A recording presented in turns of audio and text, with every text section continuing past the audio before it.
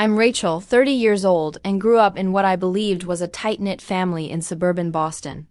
My entire life, I've been the responsible one, constantly taken advantage of by my siblings.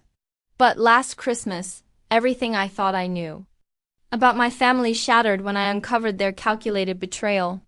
The shock of finding out they'd planned a secret vacation without me changed everything. Let me know where you're watching from, and hit that subscribe button if you've ever had to choose between family obligation and self-respect. Growing up in our modest colonial house in Lexington, Massachusetts, I always felt secure in my family's love. My mother, Margaret, taught fifth grade at the local elementary school, while my father, Thomas, worked as an accountant for a mid-sized firm downtown. We weren't wealthy, but we had enough. My brother Kevin is 4 years older than me, and my sister Megan is 3 years younger. From the outside, we appeared to be the perfect American family. Sunday dinners, summer vacations to Cape Cod, and unchanging holiday traditions. But beneath the surface, roles were firmly established early on. Kevin, as the oldest, was the adventurous one, always dreaming big and taking risks. Megan, the baby of the family, was the creative free spirit, who needed protection and guidance. And me? I was the dependable middle child, the mediator, the problem solver. When we were kids, if Kevin broke a window playing baseball, I'd help clean up before our parents got home. If Megan forgot her homework, I'd drive back to school with her to sweet-talk the teacher. Being the responsible one became my identity, and for a long time, I was proud of it. As we grew older, these childhood roles intensified rather than evolved. After college, I secured a job at a marketing firm and worked my way up to an executive level through 80-hour weeks and sacrificed vacations.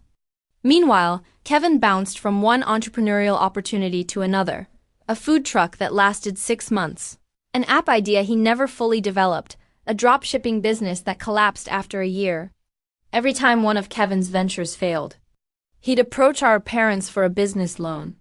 They'd empty their savings to help him, convinced his next idea would be the one. When their funds ran dry, Kevin would turn to me with passionate pitches and promises of repayment once he made it big. Megan's pattern was different but equally draining. She enrolled in art school, then dropped out after a semester to find herself. Next came culinary school, abandoned when the hours proved too demanding. Then nursing, teaching certification, web design, each new passion accompanied by requests for tuition, apartment deposits, car repairs, and emergency rent money when she quit jobs that weren't fulfilling her creative spirit. Our parents enabled both of them, making excuses like, Kevin just hasn't found his path yet, or Megan is so sensitive. She needs time to discover her purpose. But with me, the expectations were crystal clear. I should be financially independent, career-focused, and available whenever family needed help. By my late 20s, I'd lent Kevin over $40,000 that was never repaid. I'd covered Megan's rent 6 times when she was between jobs.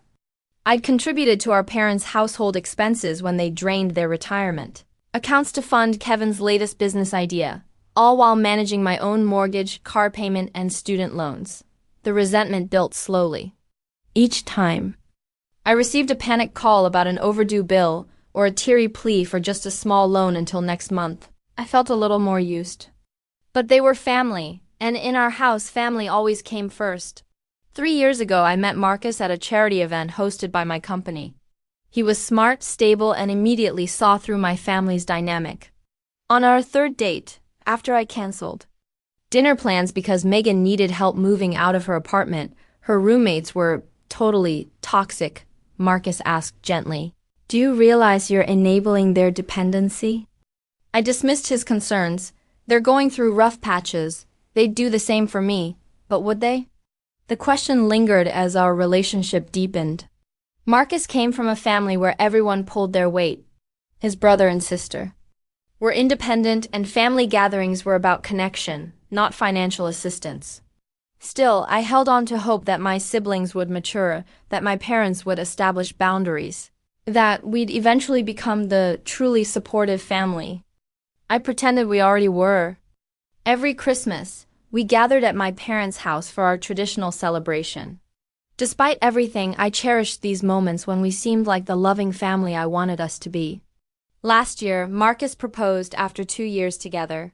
I was ecstatic and immediately knew I wanted to announce our engagement at Christmas when everyone would be together. Despite Marcus's concerns about my family's reaction, I was convinced they'd be happy for me. This milestone, I thought, might even help reset our family dynamic. In the weeks leading up to Christmas, I splurged on gifts despite my tight budget. A premium coffee machine for my parents to replace their broken one. Noise-canceling headphones for Kevin, who complained about distractions while working, and a professional quality camera for Megan, who'd recently shown interest in photography. I wrapped each gift meticulously, imagining their faces when they opened them. I pictured my mother's joy when I showed her my engagement ring, my father's proud tears, my siblings' excitement about gaining Marcus as a brother-in-law. After years of feeling undervalued, I convinced myself that this Christmas would be different. I had no idea how different it would actually be, just not in the way I'd hoped. December was always my busiest time at work. As the marketing director for our firm's largest accounts, I spent weeks finalizing year-end campaigns and preparing strategy presentations for January. Last year was particularly demanding, with 3 new clients added to my portfolio in November. Despite the crushing workload, I carved out time to plan the perfect Christmas. Marcus and I decided to wait until Christmas Day to announce our engagement, imagining it as the highlight of our family gathering. I even bought a special bottle of champagne to celebrate the moment. "Are you sure you want to share the spotlight with Christmas?" Marcus asked one evening as we discussed our announcement. "We could have a separate dinner. Make it all about Christmas is when everyone's together and happy," I insisted. "It'll make it even more special." With my typical efficiency, I created a detailed shopping list for gifts. Despite being on a strict budget to save for our future home with Marcus, I was determined to give everyone something meaningful. I spent hours researching the perfect coffee machine for my parents, comparing features and reading reviews until I found one that would last for years. For Kevin, I chose headphones that would help with his claimed productivity issues. Megan's camera was professional grade, giving her the tools to pursue photography seriously if she stuck with it. The gift stretched my credit card to its limit, but I convinced myself it was worth it. This Christmas wasn't just about tradition. It was about celebrating new beginnings and strengthening family bonds. 2 weeks before Christmas, I called my mother to coordinate my usual role in the holiday preparations. "Don't worry about coming early this year, honey," she said, her voice oddly pitched. "Dad and I have everything under control." This was unusual. For the past 5 years, I'd arrived the day before Christmas Eve to help cook, clean, and decorate. My mother always insisted she needed my help. "Are you sure?" "I don't mind coming Thursday instead of Friday." No, she said quickly. "Actually, we're going to be quite busy with church activities. Just come Christmas Eve morning like everyone else." When I hung up, I felt a twinge of unease but dismissed it. Perhaps my parents were finally recognizing my busy schedule and trying not to burden me. The next day, I called Kevin to coordinate our arrivals. "When are you heading to Mom and Dad's?" I asked. He hesitated. "Probably Christmas Eve, same as always. Want a carpool? I can pick you up." "No," he answered too quickly. "I mean, I might have some last-minute shopping. Don't want to hold you up." Similar conversations with Megan left me increasingly confused. She claimed she was figuring out her schedule and might have a ride with a friend. When I pointed out that she lived in the opposite direction from her parents' house, she mumbled something about making stops along the way and changed the subject. A week before Christmas, I stopped by my parents' house unannounced with some homemade cookies. I'd finished work early and thought it would be a nice surprise. When I pulled into the driveway, I noticed my father hurriedly closing the garage door.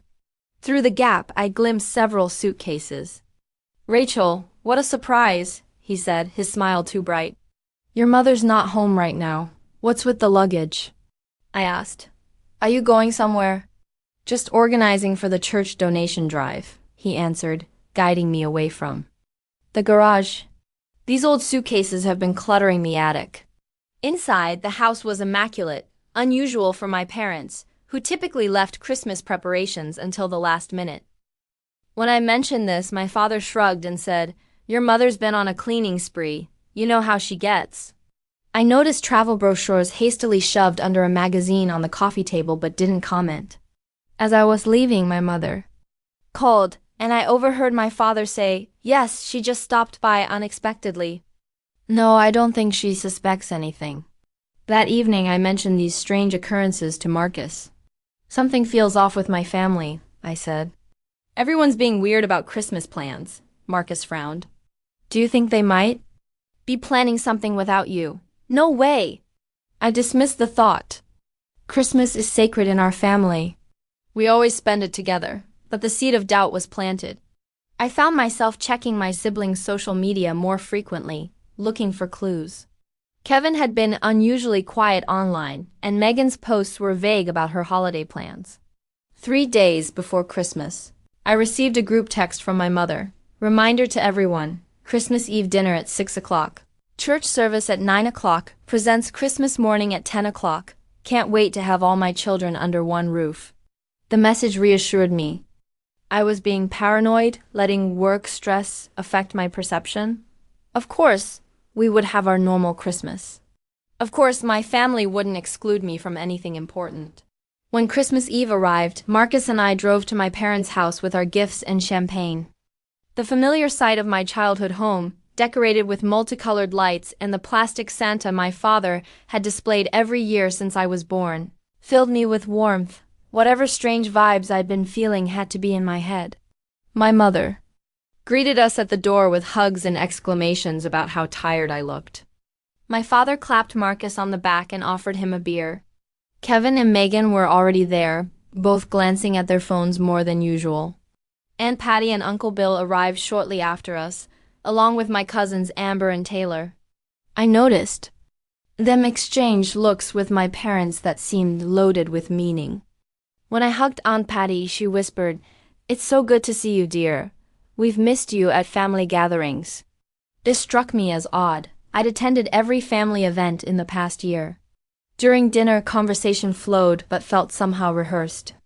Everyone asked about my work but changed the subject when I inquired about their plans for the week after Christmas.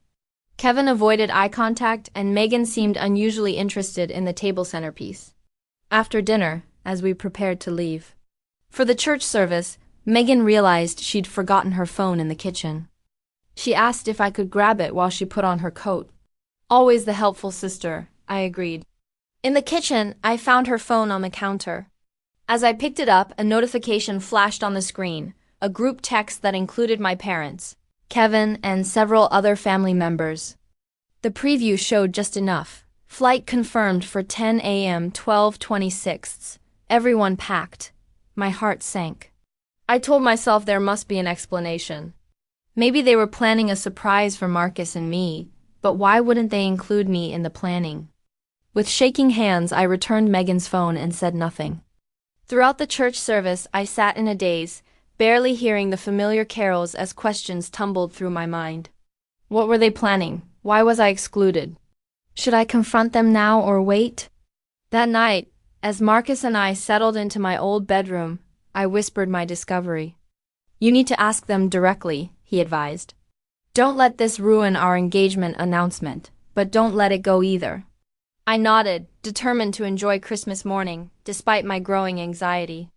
Whatever was happening, I would deal with it after our special moment. I had no idea that by the next afternoon, I would be driving away from my childhood home with tears streaming down my face, my trust in my family shattered beyond repair. Christmas morning dawned bright and cold. I woke early, anxiety churning in my stomach, but forced a smile as Marcus and I joined everyone downstairs. The living room looked picture perfect, twinkling lights on the tree, presents arranged beneath it, the scent of cinnamon rolls baking in the oven. My mother had even put out the special Christmas china we'd used since I was a child. "Merry Christmas, everyone!" My father boomed, distributing cups of coffee. Kevin looked hungover, slouched in the armchair, while Megan perched on the floor near the tree, already sorting gifts into piles. "Let's get started with presents," my mother suggested. Rachel, why don't you hand them out like you used to when you were little? I played along, determined to maintain the Christmas spirit despite my unease. One by one, I distributed gifts, saving the special ones I'd brought for last. When everyone had a small mountain before them, we began opening them in our family's traditional youngest to oldest order. Megan unwrapped my gift first, lifting the professional camera from its box. "Wow," she said flatly. "This looks expensive." "It's the one you were looking at online," I prompted. "Remember? You said it would be perfect for a landscape photography." "Oh, right, thanks."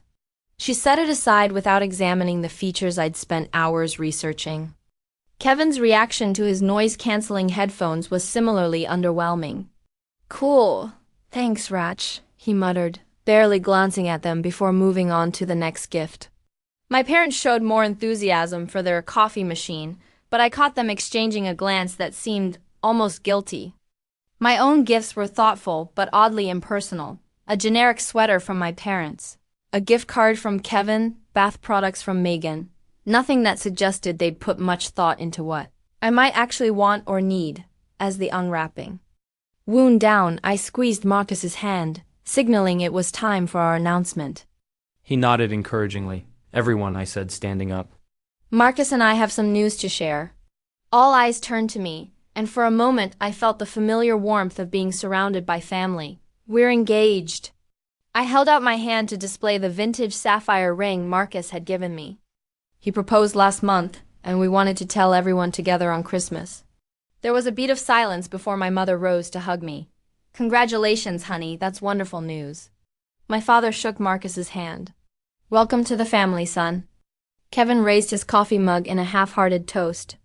"Congrats, you guys," Megan smiled tightly. "The ring is pretty."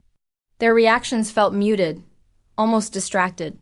No one asked about wedding plans or how Marcus had proposed. No one suggested opening the champagne I'd brought.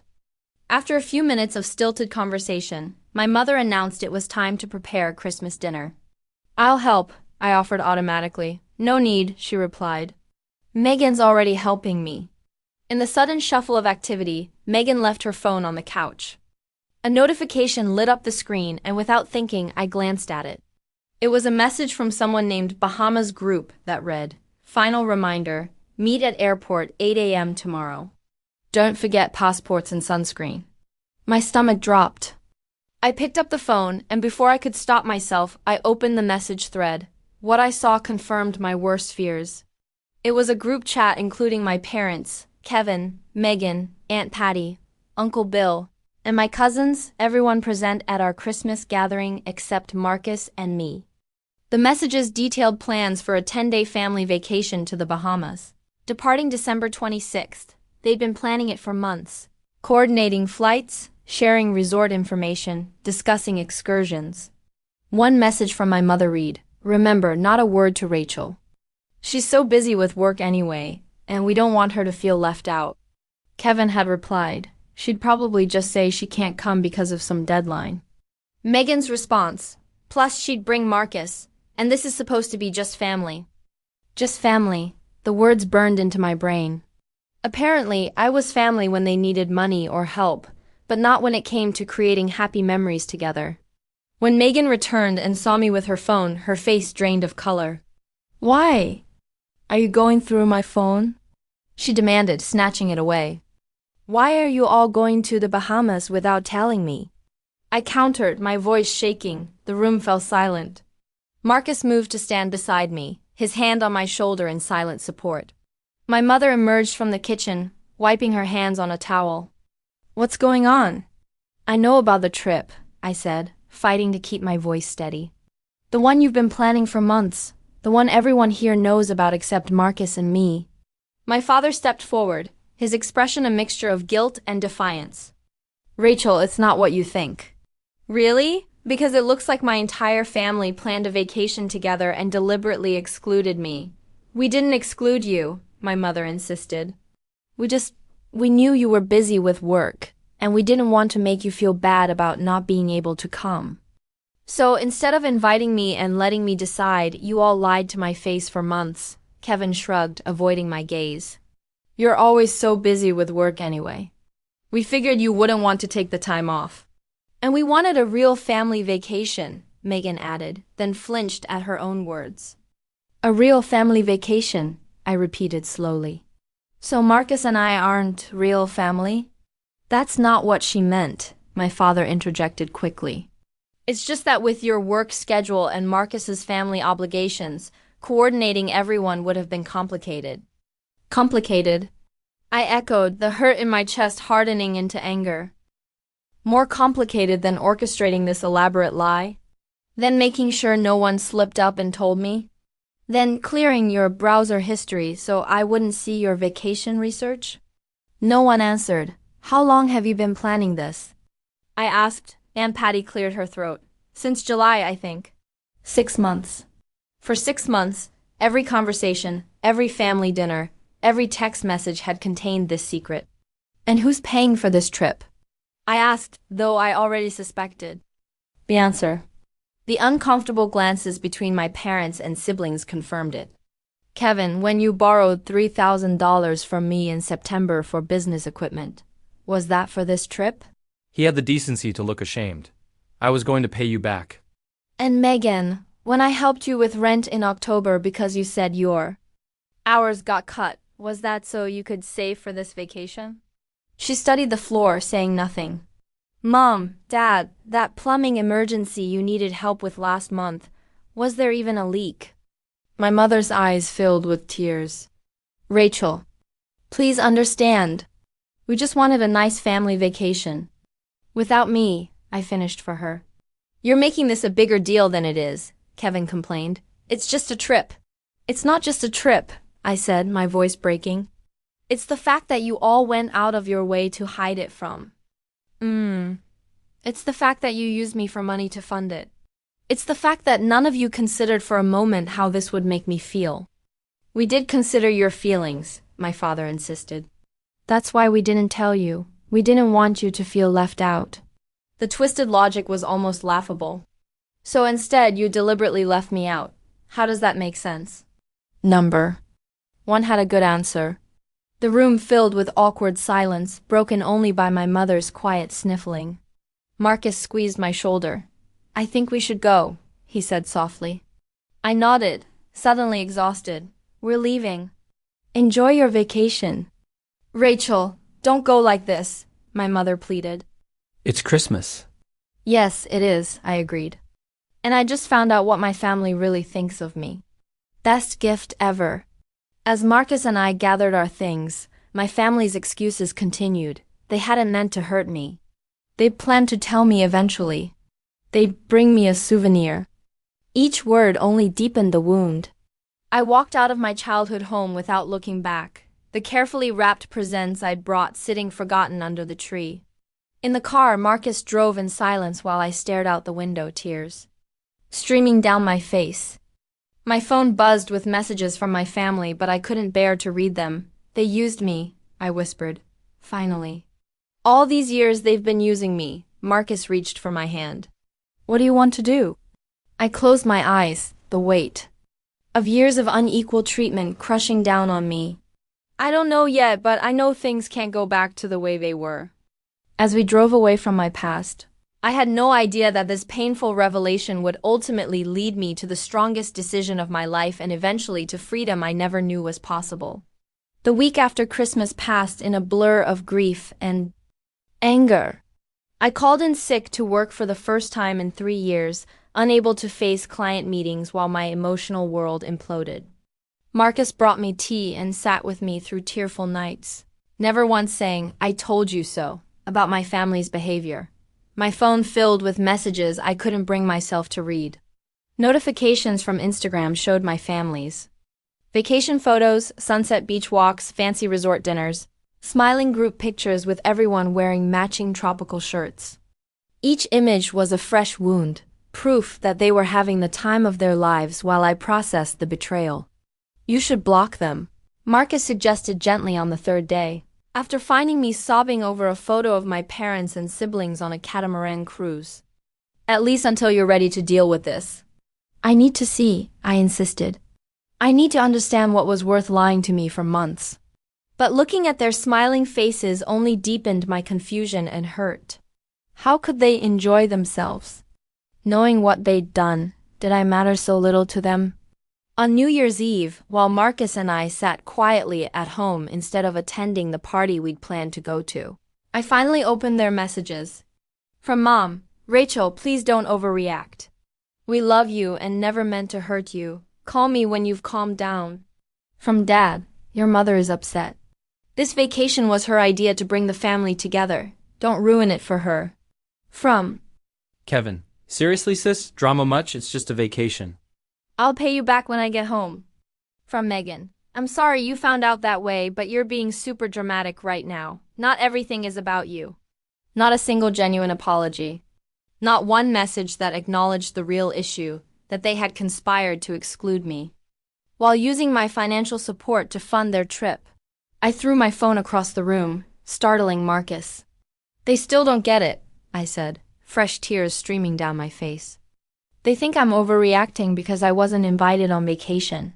They don't understand that it's about the lying, the manipulation, the taking me for granted. Marcus retrieved my phone, checking that it wasn't broken. Maybe they can't see it because it's been the pattern for so long.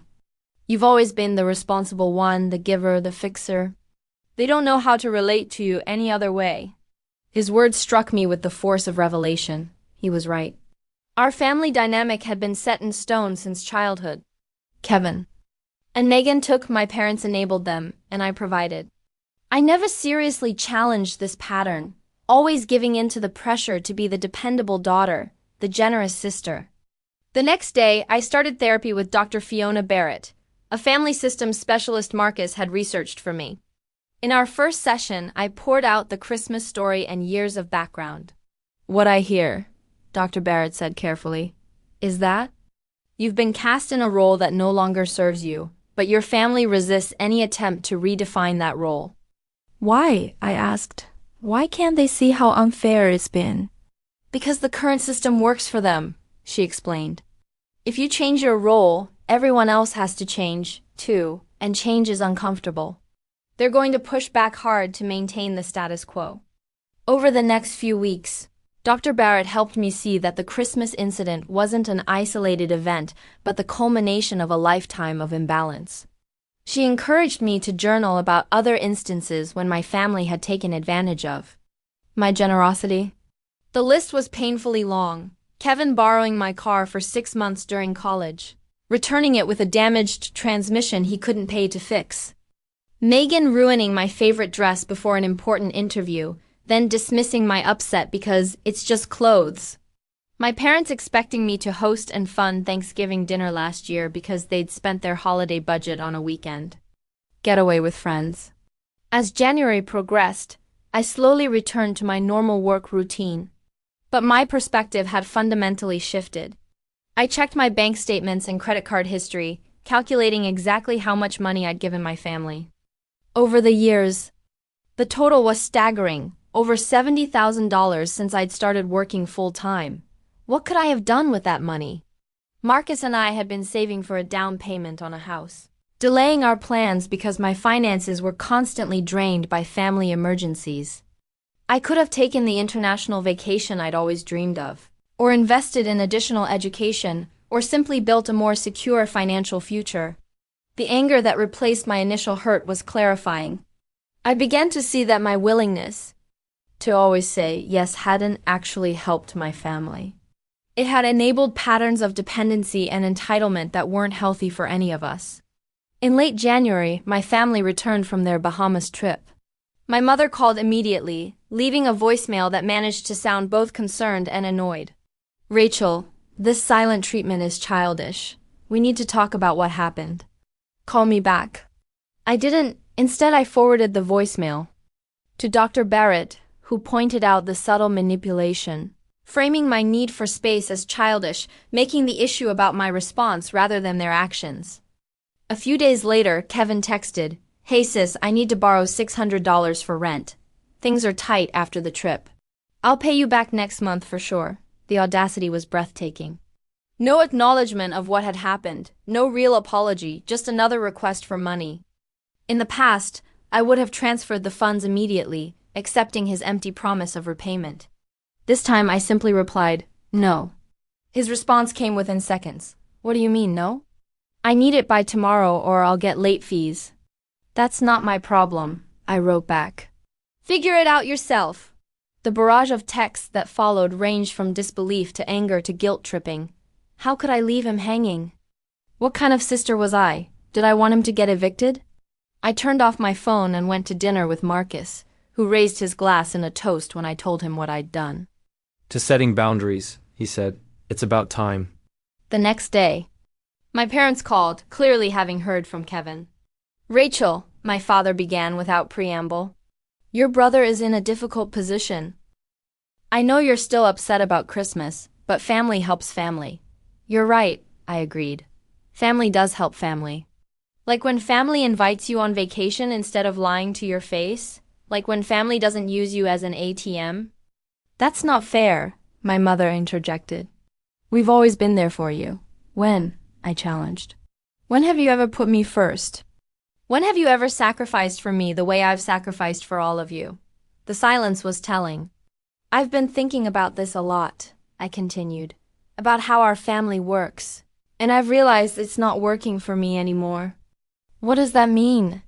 my father asked, weariness in his voice. "It means I'm done being the family bank. It means I'm taking a step back until I figure out what kind of relationship I actually want with all of you." After I hung up, Megan called next, her approach more emotional. "Rachel," she sobbed. "Kevin told me what you said to Mom and Dad. How can you abandon us like this? We're your family." "Yes, you are," I agreed. "And families should treat each other with respect and honesty. Did you respect me when you lied about the vacation? Were you honest when you asked for rent money that you used for a beach trip?" "That's different," she insisted. "I really did need help with rent. I just also wanted to go on the trip. And you didn't think I deserved to know that? You didn't think I deserved the chance to decide if I wanted to subsidize your vacation." "You're being so cold," she accused. "This isn't like you."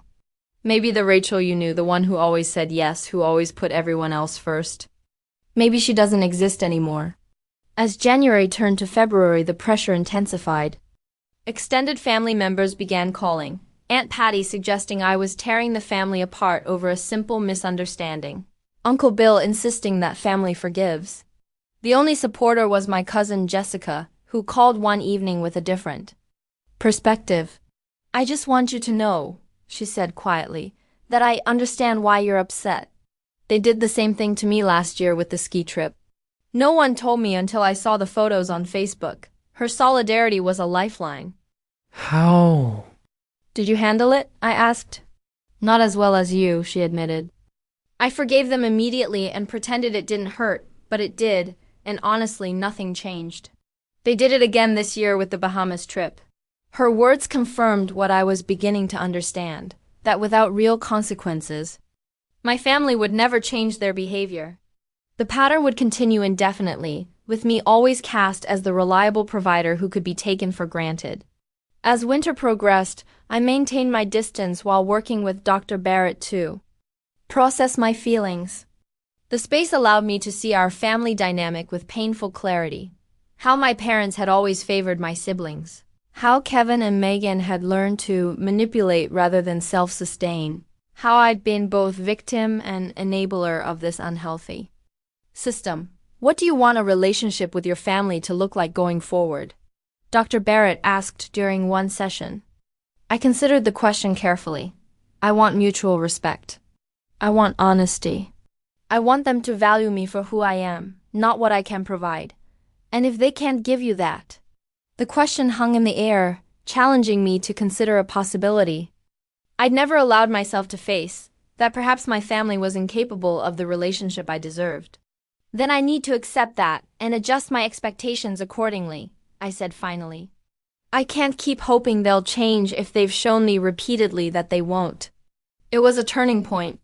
Instead of trying to fix our broken family system, I began to focus on healing myself.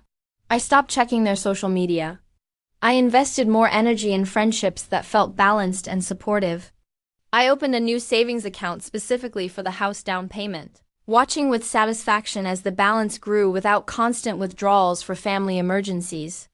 Marcus noticed the change in me. "You seem lighter," he observed one evening. As we cooked dinner together, "like you've put down a heavy backpack you've been carrying for years." He was right. The constant anxiety about family needs had lifted, replaced by a growing sense of empowerment. For the first time in my adult life, my resources, emotional, financial, temporal, were truly my own. But my family wasn't ready to release their grip so easily. As spring approached and they realized my boundaries weren't temporary, their tactics escalated from guilt to anger to desperation. The confrontation that would finally force me to make the hardest and ultimately most liberating decision of my life was brewing. And when it came, there would be no going back to the person I was before. March arrived with a flurry of renewed contact from my family. They seemed to have collectively decided that enough time had passed for me to get over the Christmas incident. My mother called on a Sunday afternoon while Marcus and I were painting our apartment. "Rachel, this has gone on long enough," she began without preamble. "We need to have a family dinner and put this behind us." I set down my paintbrush, steeling myself. "I'm not ready for that. It's been over 2 months. How much longer are you going to punish us for one little mistake?" "It wasn't one little mistake," I corrected her. "It was months of coordinated lying. It was using me for money to fund a vacation I wasn't invited to. It was treating me like I only matter when I'm useful." My mother sighed dramatically. "You always were sensitive. We didn't tell you about the trip because we knew you'd react exactly like this, making everything about you." Her words hit like a slap. Even now, she couldn't acknowledge the real harm they'd caused. "I'm not having this conversation," I said quietly and hung up. The next day, my father called my office line, knowing I would likely answer a work call. "Rachel, your mother is very upset," he said when I picked up. "I'm upset too, Dad. Look, we made a mistake not telling you about the trip. We apologize for that, but it's time to move forward as a family." "Have you actually thought about why I'm hurt?" I asked. "Has anyone in our family considered that this isn't about a vacation, but about years of being taken for granted?" "That's not fair," he protested. "We've always appreciated you. Appreciation isn't just words, Dad, it's actions. It's treating someone with respect. It's not lying to them or using them." He was silent for a moment. "What do you want from us, Rachel?" It was the first genuine question anyone in my family had asked since this began. "I want you to understand why this hurt me so deeply. I want acknowledgement that our family dynamic has been unbalanced for years. I want real change, not just empty apologies so we can pretend everything is fine." "We can discuss all that at family dinner," he suggested. "Your mother's planning it for Sunday." Despite my reservations, I agreed to attend. Perhaps a face-to-face conversation was what we needed to break through the cycle of hurt and defensiveness. When Sunday arrived, I drove to my parents' house alone, having asked Marcus to give me space to handle this myself. My stomach churned with anxiety as I parked in the familiar driveway. Inside, the scene was artificially normal. My mother's signature pot roast in the oven, the dining room table set with the good china, everyone dressed as if for a special occasion. Kevin and Megan were already there, both eyeing me wearily. As I entered, "Rachel." My mother embraced me as if nothing had happened. "You look thin. Have you been eating properly?" Dinner began with stilted small talk. Work updates, neighborhood news, comments about the unseasonably warm weather. Number one mentioned the Bahamas trip, or the tension that hung palpably in the air. Finally, as my mother served dessert, my father cleared his throat. "We're all here because we need to address what happened at Christmas and move forward as a family." I waited, hoping against hope for a genuine conversation about the deeper issues. "Rachel," he continued, "we understand you were hurt by not being included in the vacation plans. We should have handled it differently, and we're sorry for that." My mother nodded earnestly. "We never meant to hurt you, honey. We just didn't think you'd be able to take time off work, and we didn't want you to feel bad about missing out." It was the same surface-level explanation they'd given at Christmas. Nothing had changed. "That's not good enough," I said. "What do you mean, not good enough?" Kevin interjected. "They said they're sorry. What more do you want?" I want you all to understand that this isn't just about the vacation. It's about years of being treated like the family ATM. It's about the fact that I've given and given while you've all taken and taken. That's not true, Megan protested. We're family. We help each other. When have any of you helped me? I challenged.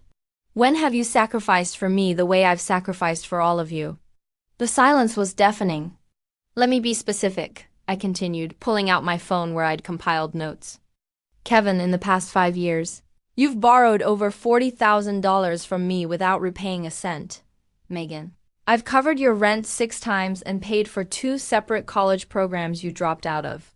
Mom and Dad, I've contributed to your household expenses repeatedly when you've drained your accounts helping these two. My family exchanged uncomfortable glances. Now, let me ask again. When have any of you helped me? We've given you plenty, my mother insisted. We helped with your college tuition. You contributed $5,000 to my tuition, I corrected her. I worked through college and took out loans for the rest. Meanwhile, you paid Kevin's tuition in full, and you're still paying Megan's student loans. That's different, my father argued. They needed more help than you did. You've always been so capable. So I'm punished for being responsible, for working hard, for making good choices.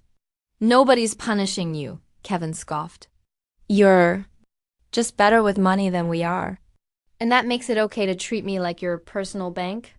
The conversation was deteriorating quickly, with everyone talking over each other, denying my perspective, minimizing my feelings. I've made a decision, I announced, cutting through the chaos. I'm no longer providing financial support to any of you. The room went suddenly, completely silent. What do you mean?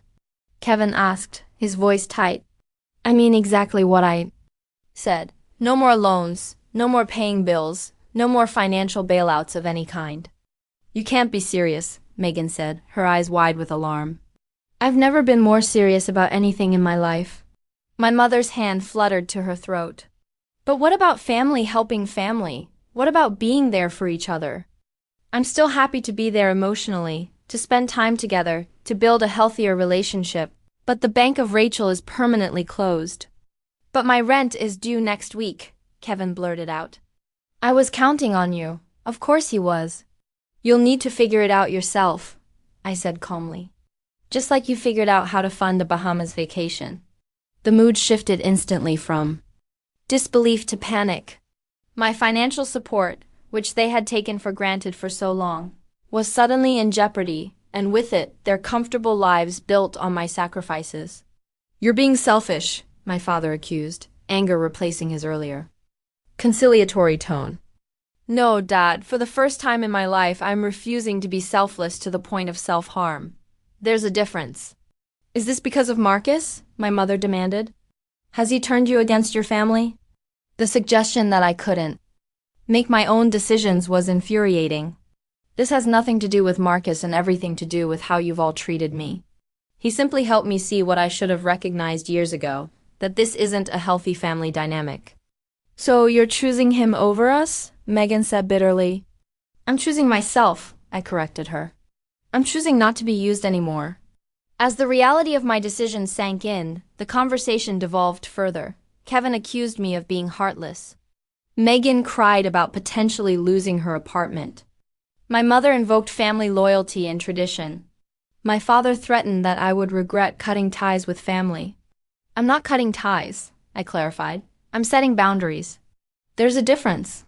But they couldn't or wouldn't understand the distinction. In their minds, my role was fixed. I was the provider, the supporter, the one who sacrificed. Any deviation from that role was a betrayal of family itself. After an hour of circular arguments and escalating emotions, I stood to leave. I love you all, I said, surprising myself with the truth of it despite everything. But I can't continue in this pattern. It's not healthy for any of us. If you walk out that door, my father warned, don't expect things to go back to normal when you come to your senses. That's exactly what I'm hoping for, Dad, I replied, because normal is the problem. As I drove home, my phone exploded with messages. My mother claiming I'd given her an anxiety attack, Kevin calling me selfish, Megan saying I was dead to her. The vitriol was painful but also revealing. Their reactions confirmed what I'd begun to suspect. Their love was conditional, dependent on what I could provide rather than who I was. The next few weeks brought an expansion of the battlefield. Extended family members called to talk sense into me. Aunt Susan insisted I was tearing the family apart over money. Uncle Paul suggested I was being brainwashed by that boyfriend of yours. Only cousin Jessica remained supportive, calling to say, "I'm proud of you for standing up for yourself. I wish I had your courage." The pressure was intense, but I held firm. With each attempt to manipulate me back into my old role, my resolve strengthened. The family I had longed for, one based on mutual respect and genuine care, clearly didn't exist. And no amount of self-sacrifice on my part would create it. As spring progressed, the direct attacks gave way to more subtle manipulation. My mother sent photos of family gatherings I hadn't been invited to with captions like, "Missing our complete family." Kevin forwarded job rejections with notes like, "Guess I'll be homeless soon. Hope you're happy." Megan posted cryptic social media updates about finding out who your real friends are in hard times.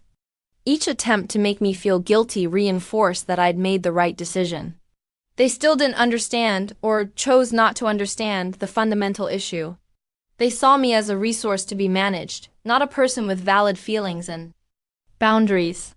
In therapy, Dr. Barrett helped me process the ongoing fallout. "What you're experiencing is an extinction burst," she explained. "When a behavior that was previously rewarded suddenly stops being rewarded, the behavior often intensifies before it finally stops. They're pulling out all the stops to get you to return to your old role. Will it ever end?" I asked, exhausted by the constant emotional assault. "Yes," she assured me. "When they truly understand that the old pattern is gone for good, they'll either adapt to the new reality or they'll distance themselves. And if they choose distance, then that's valuable information about the true nature of your relationship." Her words were hard to hear but undeniably true. If my family couldn't love me without financial strings attached, perhaps what we had wasn't really love at all.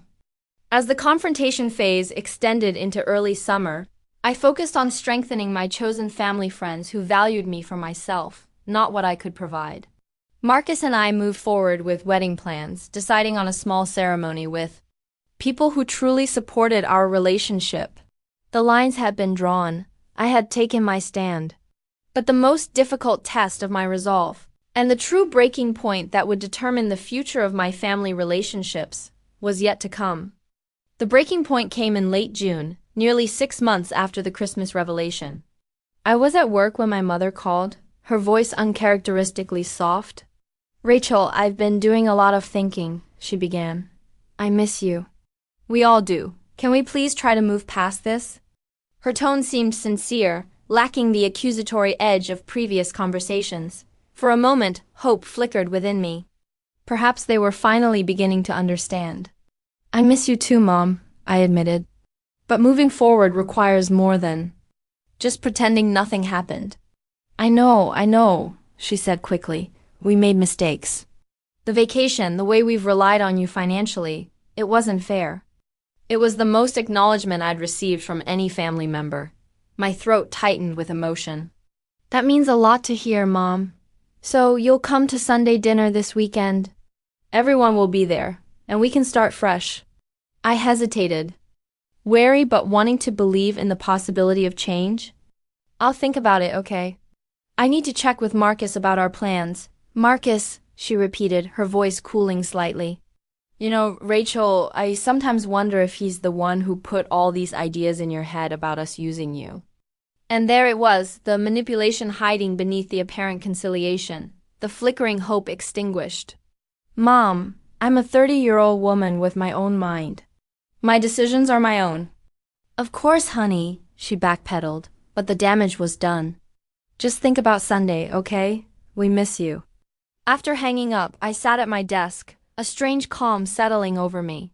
That call had clarified something essential. The surface might change, but the underlying pattern remained. They wanted the old Rachel back, the one who would give endlessly without questioning the imbalance. That evening, I created a spreadsheet methodically documenting every dollar I'd given my family over the years. I included dates, amounts, stated purposes, and whether the money had been repaid. Almost never. The final tally was staggering: $73,428.19 over 8 years. What could that money have bought? A down payment on a house, a significant portion of my student loans, financial security during economic uncertainty. But the financial cost, while substantial, wasn't the most important calculation. The next day, I created a different kind of spreadsheet, an emotional balance sheet. On one side, I listed what I'd given my family emotionally: constant support, priority in my schedule, emotional labor, unconditional acceptance of their choices. On the other side, I listed what I'd received: conditional love, criticism, disguised as concern, dismissal of my feelings, betrayal of trust. The imbalance was even more striking than the financial one. Marcus found me staring at these spreadsheets late that night. "Are you sure you want to do this?" he asked gently. "Quantifying relationships can be painful." "I need to see it clearly," I explained. "I need to understand exactly what I've been sacrificing and what I've gotten in return." "And what will you do with that information?" I took a deep breath. "Make a final decision about my boundaries going forward." Over the next few days, I consulted with 3 people: Dr. Barrett, my oldest friend Stephanie, and a financial advisor named Elisa Wright. Each provided perspective on a different aspect of my situation. Dr. Barrett helped me articulate what healthy family relationships should look like and acknowledged that mine fell far short of that standard. Stephanie, who had known me since college, reminded me of specific instances when my family had taken advantage of my generosity while criticizing my choices. Elisa outlined the financial implications of continuing to support my family versus focusing on my own financial health and future with Marcus. By Friday, I had made my decision. I would not attend Sunday dinner. Instead, I would draw a clear, firm line that could not be crossed or manipulated. I spent Saturday drafting an email to my entire family: parents, siblings, and the extended family members who had involved themselves in the situation. I revised it multiple times, removing emotional language in favor of clear, direct statements. Marcus read the final version, suggesting only a few small changes for clarity. On Sunday morning, at the exact time I would have been driving to my parents' house, I sent the email. Subject: my decision regarding our family relationship to my family. After careful consideration, I am writing to clearly communicate my decision regarding our relationship moving forward. I will no longer provide financial support of any kind to any family member. This includes, but is not limited to, loans, gifts, bill payments, co-signing, and emergency assistance. This decision is final and non-negotiable. I have documented $73,428.19 in financial support provided over the past 8 years, most of which was given with the understanding it would be repaid. I am formally forgiving these debts, as I recognize they will likely never be repaid. However, this forgiveness comes with the understanding that no future financial requests will be considered. I am open to building a new relationship based on mutual respect and honest communication.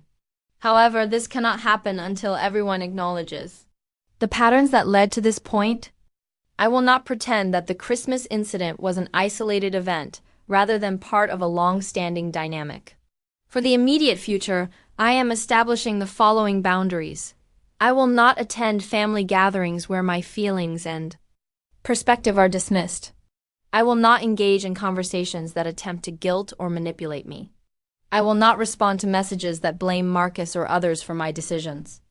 I will block anyone who continues to send manipulative or abusive communications. I love you all and hope that we can eventually build healthier relationships. But that cannot happen without significant changes in how we interact. Rachel, the response was immediate and overwhelming. My phone exploded with notifications, texts, calls, voicemails, emails. I silenced it and placed it in a drawer, giving myself permission not to engage with their immediate reactions. Later that evening, when I finally checked the responses, they fell into predictable patterns. My father was coldly furious, writing, I never thought I'd see the day when my daughter would put money above family. Your mother is devastated. Kevin alternated between rage and panic. You selfish. What am I supposed to do about rent now? Followed by, please, Rachel, I'm desperate. Just this one last time. Megan went straight for emotional manipulation. I can't believe you're doing this to us. Mom hasn't stopped crying. Is this really the person you want to be? Extended family members expressed shock and disapproval. With Aunt Patty writing, family helps family, period, this isn't how you were raised. But there were also unexpected responses. Uncle Bill, my father's brother, wrote, I understand more than you might think. It took courage to set these boundaries. Give everyone time to adjust. And most surprisingly, my cousin Taylor sent a private message. I've watched how they've treated you for years. It wasn't right. I admire you for standing up for yourself. The most telling reaction came the next day when Kevin showed up unannounced at my apartment, pounding on the door and shouting. Marcus moved to answer it, but I stopped him. Let me handle this. Through the door, I called, Kevin, I'm not opening the door while you're behaving this way. If you want to talk calmly, text me and we can arrange a meeting in a public place. You can't hide from family, he shouted. You think you're so much better than us with your fancy job and perfect boyfriend, but you're nothing without us. His words were painful but also clarifying. This wasn't about love or genuine connection. It was about control and access to resources. I'm calling building security, I informed him calmly. Please leave before they arrive. He did, but not before sliding a note under the door with just 5 words. You'll regret this decision forever. I picked up the note, feeling strangely calm. Actually, I said to the empty hallway, I think this is the first decision I won't regret. The next weeks brought escalating attempts to break my resolve. My mother left tearful voicemails about how I was killing her with worry. My father sent formal emails about my family obligations. Megan created social media posts clearly directed at me, lamenting how some people forget where they came from. Each attempt reinforced that I'd made the right decision. They still didn't understand, or chose not to understand, the fundamental issue. They saw me as a resource to be managed, not a person with valid feelings and boundaries. With the help of my financial advisor, I systematically removed my financial connections to my family. I closed joint accounts, removed my name from co-signed loans that had been paid off, and canceled automatic payments I'd set up for various family expenses. It was like untangling a complex web, one that had been woven over years of enmeshment. Each strand removed felt like reclaiming a piece of myself. The family pressure peaked when my parents involved our family's longtime pastor, Reverend Thomas, who called to express concern about my hardened heart. Rachel, he said gravely, forgiveness is at the core of family life. I have forgiven, I replied. But forgiveness doesn't mean allowing the same patterns to continue. It doesn't mean being a doormat. Your family is struggling without your support, he pressed. Surely, as a Christian, you feel called to help those in need. Reverend Thomas, I said carefully. Would you advise an alcoholic's family to keep providing alcohol? Because that's essentially what you're asking me to do, continue enabling behaviors that harm everyone involved, including those engaging in them. He had no response to that. By August, the intensity of the backlash began to wane.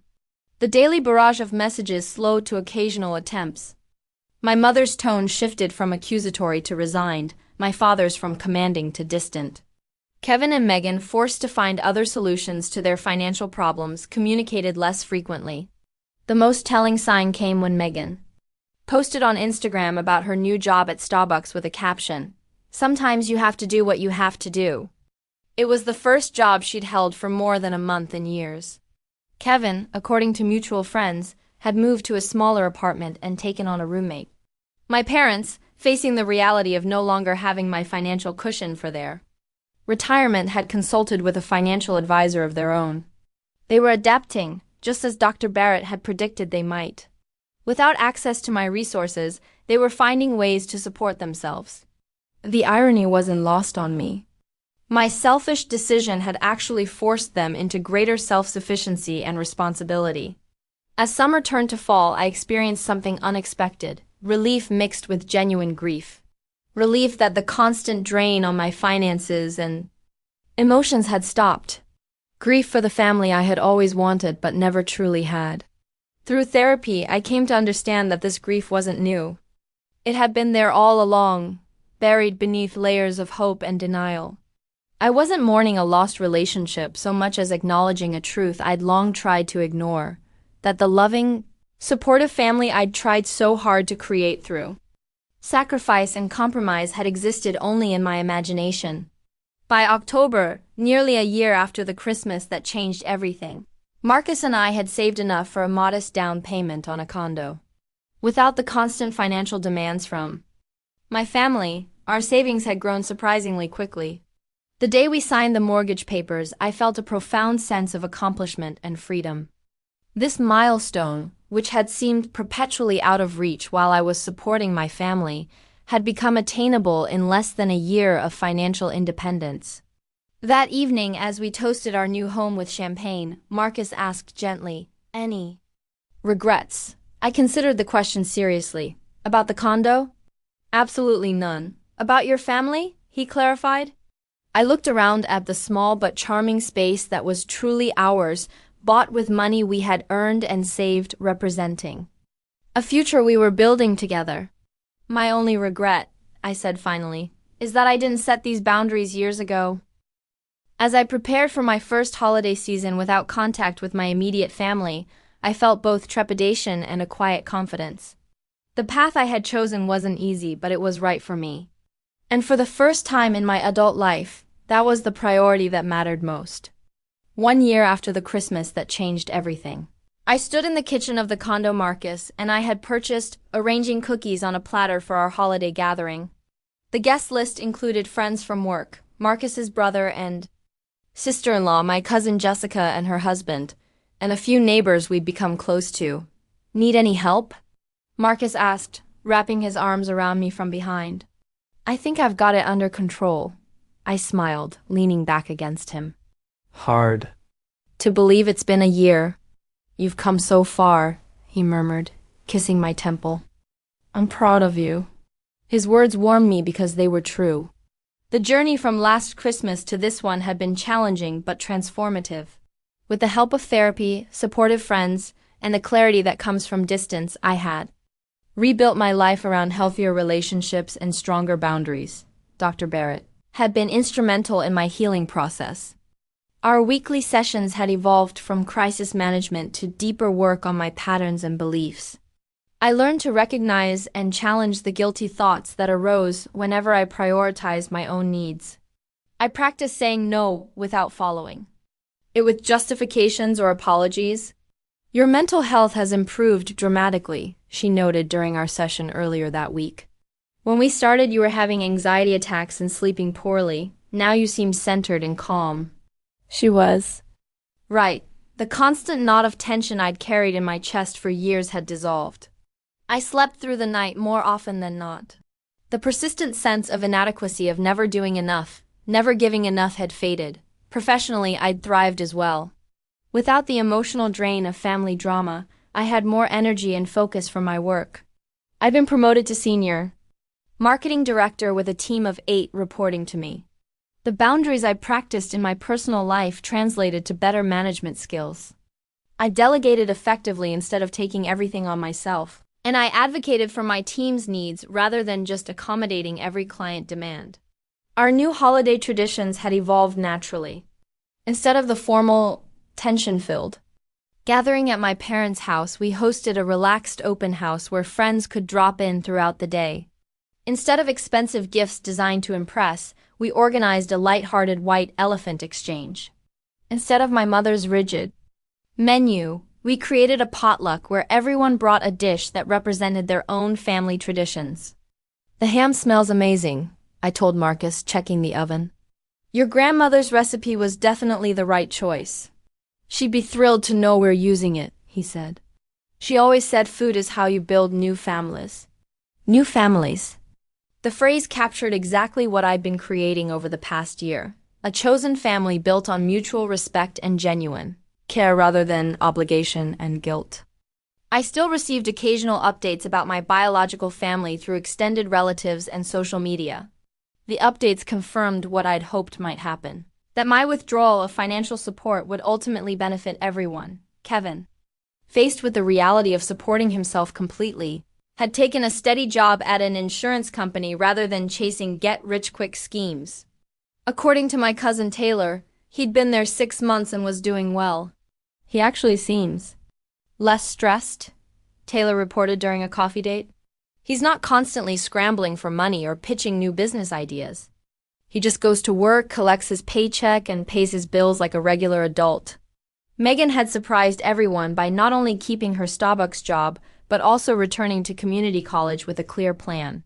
She was studying hospitality management and paying for it herself through a combination of work, scholarships, and carefully managed student loans. She seems more confident, Jessica told me, like she's actually proud of what she's accomplishing instead of just drifting. My parents had downsized to a smaller house, acknowledging that their previous lifestyle had been financially unsustainable without my contributions. My father had delayed retirement by a few years, and my mother had taken on additional tutoring work to supplement their income. These changes hadn't been easy for any of them, but they were necessary adjustments to reality. My financial support had been a crutch that prevented them from developing their own strength and resilience. Removing it had been painful but ultimately beneficial.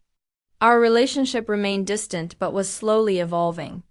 After months of manipulative messages and guilt trips, my mother had finally sent an email that showed a glimmer of understanding.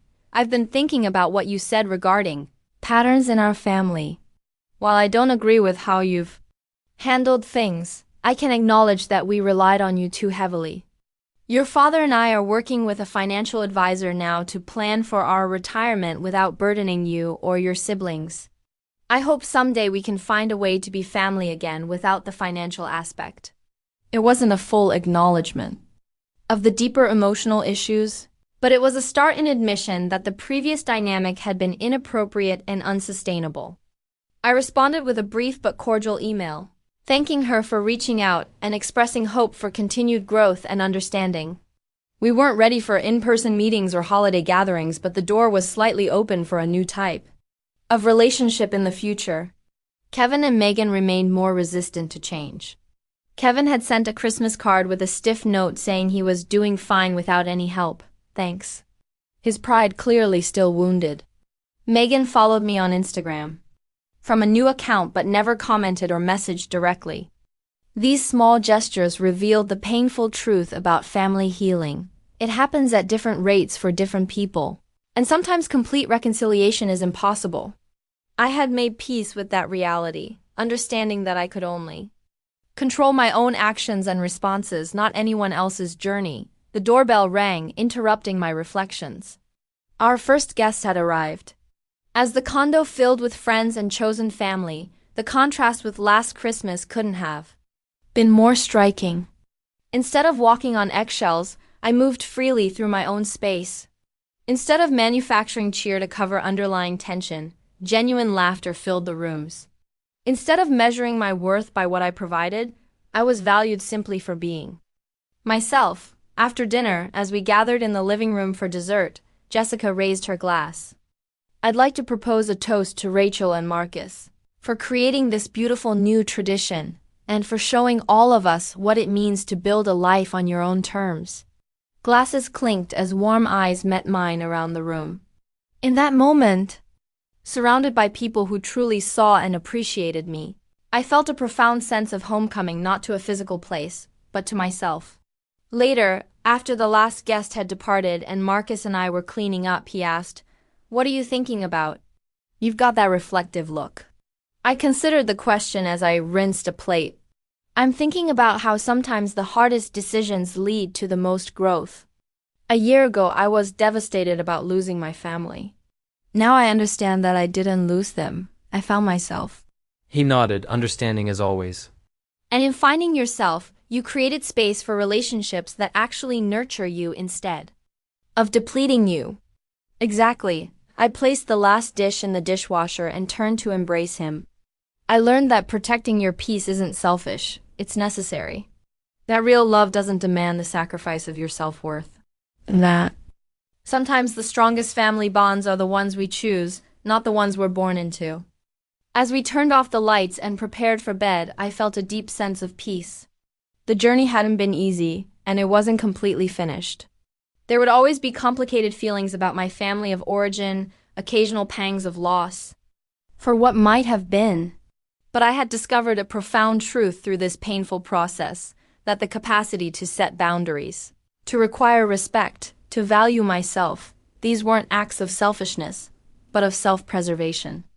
And in preserving myself, I had created space for authentic connections based on mutual care rather than obligation or utility. The Christmas lights twinkled outside our window as I drifted towards sleep, Marcus's steady breathing beside me. I was no longer the family ATM, the reliable fixer, the endless giver. I was simply Rachel, whole, worthy, and finally at home in her own life. Have you ever had to make a difficult decision to protect your peace and self-worth?